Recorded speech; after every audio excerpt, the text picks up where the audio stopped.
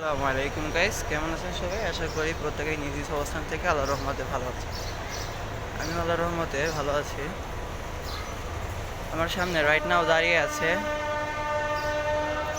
পদ্মা সেতুগামী একটা আন্তনগর ট্রেন। এটা আজকে ট্রায়াল